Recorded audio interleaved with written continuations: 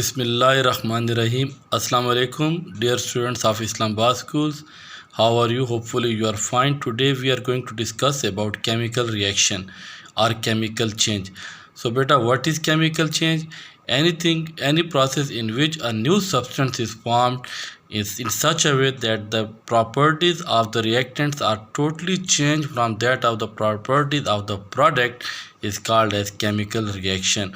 जैसा कि बेटा अगर आप सिंपल लफ्ज़ में ये कह सकते हैं कि केमिकल रिएक्शन या केमिकल चेंज क्या होता है, हर वो प्रोसेस जिसके अंदर प्रॉपर्टीज़ में चेंज आ जाए, जो चीज़ें आपस में रिएक्ट कर रही हैं जिनको हम रिएक्टेंट्स कहते हैं, उनकी प्रॉपर्टीज़ डिफरेंट हो जाएं, उनसे जो चीज़ बनी है जिसको हम क्या कहते हैं, प्रोडक्ट कहते हैं, उसकी प्रॉपर्टीज़ से चेंज आ जाए, तो हर ऐसे प्रोसेस को हम क्या कहते हैं बेटा, केमिकल रिएक्शन या केमिकल चेंज कहते हैं। जैसा कि बर्निंग प्रोसेस होता है। जी बेटा, जैसा कि इसी चीज़ को हम दूसरे अल्फाज में इस तरह कह सकते हैं कि केमिकल चेंज और chemical reaction is a process in which the physical and chemical properties of the original substances changes as new substances with different physical and chemical properties. For example, जैसा कि हाइड्रोजन एक gas है जो कि एक light gas है और इसकी कैपेसिटी है कि ये जल सकती है, ये कंबस्टेबल गैस है। और ऑक्सीजन एक गैस है जिसकी करैक्टरिस्टिक ये है कि वो जलने में मदद करती है। और जब ये दोनों आपस में रिएक्शन करती हैं तो वाटर बनता है। अब आप देखें, वाटर ना तो जलता है ना जलने में मदद करता है, इसकी प्रॉपर्टीज़ टोटली चेंज है किससे, जिनसे ये बना हुआ है। जी, इसी तरीके से बेटा अगर आप देखें कि केमिकल रिएक्शन क्या होता है, a process by which one और मोर सब्सटेंस कॉल्ड रिएक्टेंट्स, मैंने आपको बता दिया जो चीज़ें आपस में रिएक्ट करती है वो रिएक्टेंट कहलाती हैं। आर चेंज इनटू वन और more new substances called product, जो चीज़ें बनते हैं उनको हम प्रोडक्ट कहते हैं। और इनकी प्रॉपर्टीज़ क्या होती है बेटा, चेंज होती हैं। फॉर एग्जाम्पल, कलर चेंज हो जाए, उनकी हमारे पास कोई नई गैस रिलीज़ हो जाए, एनर्जी में चेंज आ सकती है, या उनकी जो स्मेल है उसमें चेंज आ सकती है। तो आमतौर पर बेटा जब केमिकल रिएक्शन होता है उसमें एनर्जी या तो मिलती है या उसको एनर्जी देनी पड़ती है। अब डिफरेंट हमारे पास जो प्रोसेस हैं, जैसा कि हमारी डेली लाइफ में बर्निंग ऑफ वुड है, या हमारे पास एसिड और बेस की मिक्सिंग है, आपके जो खाना खाते हैं उसकी डाइजेशन है, अंडे को पकाना है, पका हुआ अंडा तो सबको बहुत ज़्यादा पसंद है। इसी तरह बेटा हमारे पास जैसे कि लोहे को जंग लग जाता है, ये सारे वो प्रोसेस हैं जो केमिकल चेंज को ज़ाहिर करते हैं। वजह क्या है कि आमतौर पर जो फिज़िकल चेंज होती है वो रिवर्सिबल होती है, जैसे कि लास्ट लेक्चर में हमने देखा था। लेकिन ये जितने मैंशनड हमारे पास प्रोसेस है इनमें आमतौर पर एक दफ़ा चेंज आ जाएगी तो ये रिवर्सिबल नहीं होती। और सेकेंडली, प्रॉपर्टीज़ जो एसिड्स की जो प्रॉपर्टीज़ प्रोडक्ट्स की हैं वो डिफरेंट है उनसे जो प्रॉपर्टीज़ आपके रिएक्टेंट्स की होती हैं।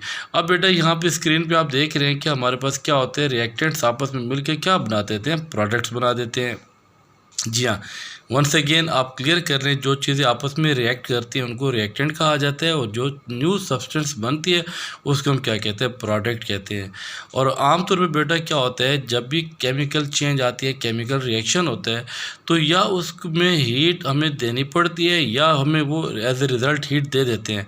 अगर हीट हमें देनी पड़ेगी और रिएक्शन स्टार्ट हुआ तो उसको एंडोथर्मिक कहते हैं, और अगर रिएक्शन के रिज़ल्ट के तौर पर हीट बाहर आ गई तो उसे हम एक्सोथर्मिक रिएक्शन कहते हैं। जैसा कि आपके सामने स्क्रीन पे मीथेन, ये वो गैस है जो घरों में जिसे हम सुई गैस कहते हैं, तो उसमें ये गैस मौजूद होती है। और जब ये ऑक्सीजन के साथ रिएक्ट करती है तो बेटा बर्निंग प्रोसेस होता है, हीट पैदा होती है।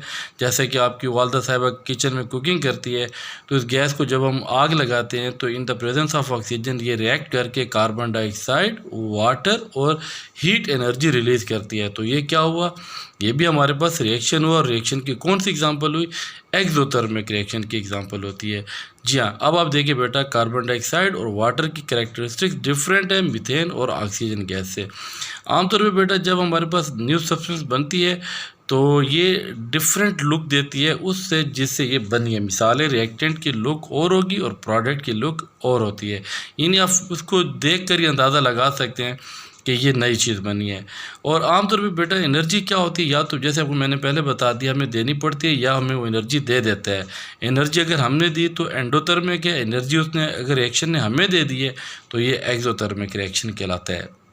इसके अलावा हमारे पास बेटा जो केमिकल चेंज होती है ये इरिवर्सिबल होती है, इन मैनी केसेस ये रिवर्सिबल होती है। लाइकवाइज जैसे कि फ़िज़िकल चेंज होती है वो रिवर्सिबल होती है। लेकिन चंद केसेस में केमिकल चेंज भी रिवर्सिबल है, लेकिन मोस्टली क्या होती है, रिवर्सिबल होती है। और बेटा इसमें क्या होते हैं, एटम्स अरेंज और करते हैं एक दूसरे को, जैसा कि इंशाल्लाह हम आगे आने वाले दिनों में भी पढ़ेंगे कि इसमें क्या करते हैं कि रिएक्टेंट्स के एटम रीअरेंज कर लेते हैं एक दूसरे के साथ और एक नई चीज़ बना देते हैं जिसको हम क्या कहते हैं, प्रोडक्ट। तो प्रोडक्ट में क्या होता है, एटम्स की बेसिकली क्या होती है, रीअरेंजमेंट होती है।